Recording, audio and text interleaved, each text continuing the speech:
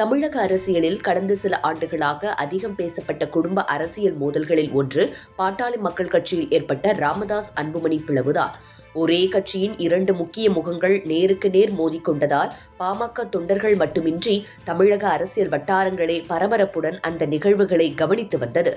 ஆனால் இனி இருவரும் ஒன்றாக வரவே மாட்டார்கள் என்ற பேச்சுக்கள் ஓயாமல் இருந்த நிலையில் திடீரென நடந்த ஒரு சந்திப்பு அரசியல் களத்தின் கவனத்தை முழுவதுமாக தைலாபுரம் தோட்டத்தை நோக்கி திரும்பியுள்ளது. டாக்டர் ராமதாஸின் திருமண நாளை முன்னிட்டு குடும்பத்துடன் சென்ற அன்புமணி ராமதாஸ் தந்தையின் காலில் விழுந்து ஆசி பெற்றார். பல மாதங்களாக முகம் பார்த்து பேசாத நிலையில் நடந்த இந்த சந்திப்பில் ராமதாஸ் கண் கலங்கியபடி மகனை கட்டி தழுவிய காட்சிகள் வெளியானதும் அரசியல் வட்டாரங்களில் புதிய விவாதம் தொடங்கியது.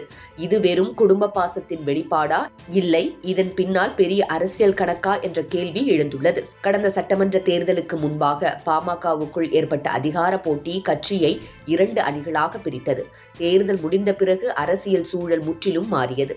தமிழக அரசியலில் புதிய கூட்டணிகள், புதிய சமன்பாடுகள் உருவாகும் சூழல் ஏற்பட்டுள்ளது. இப்படிப்பட்ட நேரத்தில் பிளவுடன் தொடர்வது கட்சிக்கு பெரிய இழப்பை ஏற்படுத்தும் என்பதை இருதரப்பும் உணர்ந்ததாக கூறப்படுகிறது. குறிப்பாக வட தமிழகத்தில் பாமகவின் பாரம்பரிய ஆதரவை மீண்டும் ஒருங்கிணைக்க வேண்டிய கட்டாயம் ஏற்பட்டிருப்பதாக அரசியல் வட்டாரங்கள் கருதுகின்றன. அதனால்தான் இந்த சந்திப்பு வெறும் குடும்ப நிகழ்வாக மட்டும் பார்க்கப்படவில்லை. அடுத்தடுத்த உள்ளாட்சி தேர்தல்கள், எதிர்கால கூட்டணி அரசியல் கட்சி அமைப்பை மீண்டும் பலப்படுத்தும் முயற்சி என பல்வேறு அரசியல் காரணங்கள் இதன் பின்னணியில் இருக்கலாம் என்ற கருத்து வலுத்து வருகிறது. இந்த நிலையில் அன்புமணியை அடுத்த நிலைக்கு கொண்டு செல்ல டெல்லி முடிவெடுத்துள்ளதாக தெரிகிறது. அடுத்த மாதம் நடைபெற இருக்கும் மத்திய அமைச்சரவை விரிவாக்கத்தில் அன்புமணிக்கு மத்திய அமைச்சர் பதவி வழங்க வாய்ப்புள்ளதாக தெரிகிறது. வட மாவட்டங்கள் மற்றும் தென் மாவட்டங்களை முதலில் கையிலெடுத்து வேலையை தொடங்க உள்ளார் அமித்ஷா என்ற தகவலும் வெளியாகியுள்ளது. இதன் முதற்கட்டம்தான் அன்புமணி ராமதாஸ் என டெல்லி வட்டாரங்கள் தெரிவித்துள்ளது. குறிப்பாக மத்திய அமைச்சர் பதவி இல்லை என்றாலும் அன்புமணிக்கு முக்கியத்துவம் அளிக்க உள்ளது டெல்லி.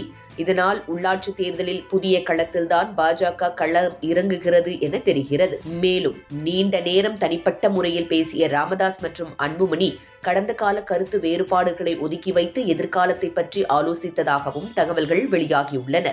சந்திப்புக்கு பிறகு செய்தியாளர்களிடம் பேசிய அன்புமணி, இனி நல்ல விஷயங்கள் நடக்கும் என்று கூறிய ஒரு வரி பதிலே அரசியலில் பல்வேறு யூகங்களுக்கு வழிவகுத்துள்ளது. அதே நேரத்தில் பாமக மூத்த நிர்வாகிகளும் இந்த சந்திப்பை வரவேற்றிருப்பது கட்சிக்குள் மீண்டும் ஒற்றுமை உருவாகும் சூழல் உருவாகி வருவதாக சொல்லப்படுகிறது.